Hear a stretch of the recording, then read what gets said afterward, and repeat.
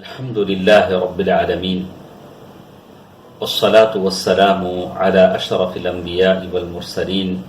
وعلى آله وصحبه ومن تبعهم بإحسان إلى يوم الدين أما بعد محترم حضرات و خواتین، دلوں کے اعمال کی یہ گفتگو ہمارے ساتھ ہے۔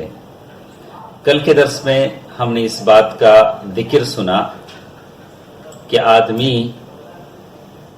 لوگوں سے قطع تعلق کر لے، یعنی لوگوں سے زیادہ امیدیں بھروسہ نہ رکھے اور لوگوں کی تعریف کا بھوکا نہ رہے، اور صرف یہ اس وقت ہو سکتا ہے جب دو چیزیں اس کے اندر ہوں گی، صبر اور یقین کے ساتھ۔ پہلی چیز یہ کہ وہ اللہ تبارک و تعالیٰ کو صحیح طور سے پہچانے، اس کے ناموں کے ساتھ اور اس کی صفات، بلند صفات کے ساتھ، اور دوسری چیز مخلوق کی کمزوری اس کے پاس واضح ہو کہ لوگ کتنے کمزور ہیں،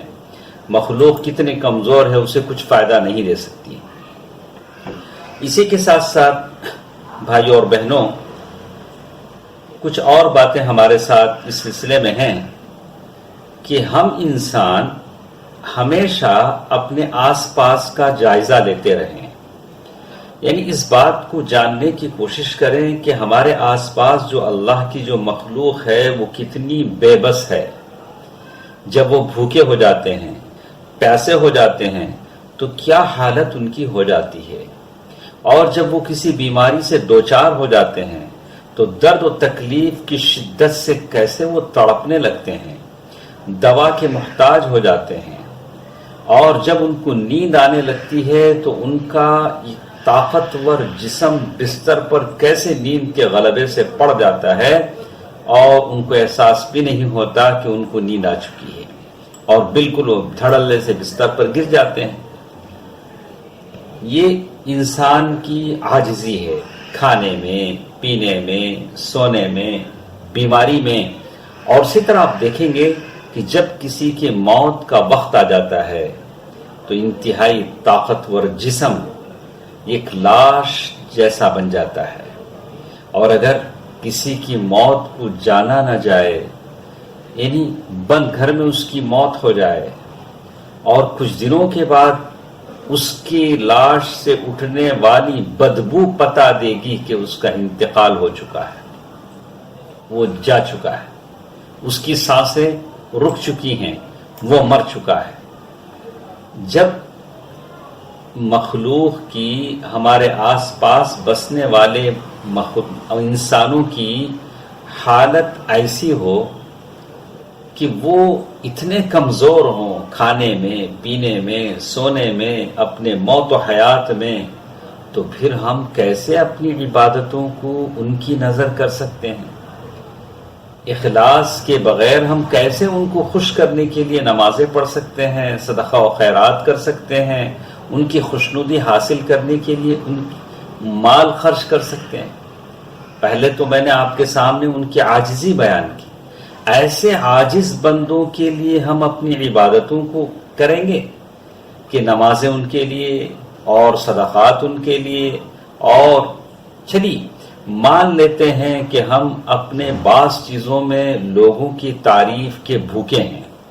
میں چاہتا ہوں، آپ چاہتے ہیں کہ لوگ میری اور آپ کی تعریف کریں، ٹھیک ہے، لوگ تعریف کرتے بھی ہیں تو کیا کرتے ہیں؟ جب مبالغے سے کام لیتے ہیں تو جھوٹ بولتے ہیں، یعنی ہم کو حد سے بڑا چڑھا دیتے ہیں، اور جب ہم سے دشمنی کرتے ہیں تو ہماری مذمت میں اور تنقیص میں حد سے زیادہ کر گزرتے ہیں، یعنی کبھی واہ واہ، کبھی آہ آہ، بس یہی دو باتیں ان کی طرف سے ہوتی ہیں، اور ایسی باتیں ہمارے ساتھ لگا دیتے ہیں، ایسے الزامات کی بوچھاڑ ہم پر کر دیتے ہیں، کبھی ہم نے کیا ہی نہیں۔ تو پھر مخلوق سے دل لگانے کا فائدہ کیا ہے؟ فائدہ کیا ہے کہ میں ایسی عاجز اور بے کس مخلوق کے لیے کچھ کروں، یا ان کی تعریف حاصل کرنے کے لیے کروں جو اپنی تعریف میں بھی جھوٹی ہے، اپنی مذمت میں بھی جھوٹی ہے۔ پھر ایسے لوگوں کی تعریف کو لے کر میں کیا کروں؟ لیکن میں اس بادشاہ کے لیے، وہ اللہ خالق کائنات ارض و سما، وہ اللہ بیدہ ملکوت کل شیء، ساری کائنات جس کے ہاتھ میں ہیں، وہو مالک خزائن السماوات والارض، آسمان و زمین کے خزانوں کا مالک جو ہے وہی عظیم ہے، وہی حق رکھتا ہے کہ اس کی اکیلے کی عبادت کی جائے۔ اب اگر مخلوق کی یہ حقیقت جان لینے کے بعد مجھے اچھا نہ لگے اور یہ اچھا بھی نہ ہو کہ ہم ان کی طرف رخ پھیر کر دیکھیں، ارے یہ عاجز مخلوق، بھوک میں عاجز، مرض میں عاجز، پیاس میں عاجز، اپنی موت میں عاجز، اپنے نیند میں عاجز، یہ مجھے کیا فائدہ کرے گی؟ کیوں ہم ان کو خوش کرنے کے چکر میں لگے رہتے ہیں، ان سے تعریف بٹورنے کے چکر میں لگے رہتے ہیں؟ تو معلوم ہی ہوا جب یہ مخلوق اتنی عاجز ہے تو الملک الدیان اللہ تبارک و تعالیٰ کے لیے کرنا سیکھیں۔ اسی لیے فضیل رحمہ اللہ کے بارے میں آتا ہے، انہوں نے ایک آدمی سے کہا لو علمنک کلمۃ ہی خیر من الدنیا وما فیہا، میری اس آواز پر میں توجہ چاہتا ہوں۔ بہت سارے لوگ ہیں کبھی فون کر کے پوچھتے ہیں حضرت کوئی وظیفہ بتائیں، کوئی کلمہ بتائیں، کوئی دعا بتائیں، لیجیے اس وظیفے پر اگر ہو سکے تو عمل کرنے کی کوشش کیجیے، اپنے لیے عمل کی دعا کیجیے اور میرے لیے بھی توفیق کی دعا کیجیے۔ کہا لو علمک کلمۃ ہی خیر من الدنیا وما فیہا، میں تمہیں ایک ایسی بات سکھاؤں گا جو دنیا اور دنیا کی ساری چیزوں سے بڑھ کر ہے۔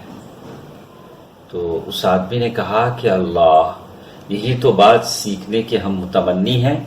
اسی بات کو سیکھنے کے لیے تو ہم تڑپتے ہیں، وہ کیا بات ہے؟ وہ کہا واللہ لئن علم اللہ منک اخراج الآدمیین من قبلک،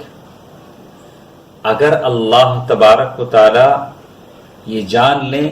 واقعی اللہ تبارک و تعالی جانتے ہیں، ہر چیز کو جانتے ہیں اس کے وقوع ہونے سے پہلے، اگر واقع ہو تو کیا ہوگا، اگر واقع نہ ہو تو کیا ہوگا، ساری چیزوں کا علم اللہ تبارک و تعالیٰ کو ہے، کہ اللہ تبارک و تعالیٰ اس بات کو جان لیں کہ تمہارے دل سے لوگوں کی محبت نکل چکی ہے اور تمہارے اور میرے دل میں اللہ کے علاوہ کوئی اور نہیں بسا ہے،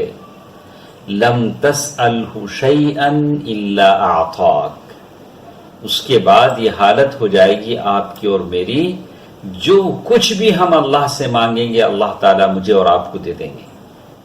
اللہ ہماری کوئی دعا رد نہیں کریں گے، لیکن شرط ہے کہ دل میں صرف اللہ بسا ہو، دل میں اللہ تعالیٰ کے علاوہ کوئی اور نہ ہو۔ اسی لیے بلال ابن سعد کہتے ہیں لا تکن ولیا للہ فی العلانیہ وعدوہ فی السریرہ، ایسے مت ہو جاؤ ظاہر میں تو اللہ کے ولی نظر آؤ اور اپنے دل میں اللہ کے دشمن نظر آؤ، ایسی بات نہ ہو۔ آپ ظاہر میں بھی اللہ کے ولی ہیں اور باطن میں بھی اللہ کے ولی ہیں۔ اسی لیے رحمہ اللہ نے کہا لا تکن ذا وجہین وذا لسانین، دو چہروں والے اور دو زبانیں والے مت بنو، تظہر للناس لیحمدوک وقلبک فاجر، لوگوں کے سامنے ایسے ظاہر ہوتے ہو بالکل پارسا بزرگ کی طرح کہ لوگ تمہاری تعریف کرنے لگیں اور جبکہ تمہارا دل گنہگار ہے۔ العیاذ باللہ، اللہ تعالیٰ مجھے اور آپ کو بچائے۔ کچھ باتیں انشاءاللہ کل کے درس میں ہم سنیں گے۔ جیسے کہ آپ کو معلوم ہے کہ ہماری یہ ساری بات اخلاص کی ارد گرد گھومتی ہے۔ ابھی دلوں کے اعمال میں سے پہلی چیز اخلاص کو ہم پورا نہیں کر پائے ہیں۔ اللہ تعالیٰ اخلاص کی دولت مجھے اور آپ کو عطا فرمائے، آمین۔ والسلام علیکم ورحمۃ اللہ وبرکاتہ۔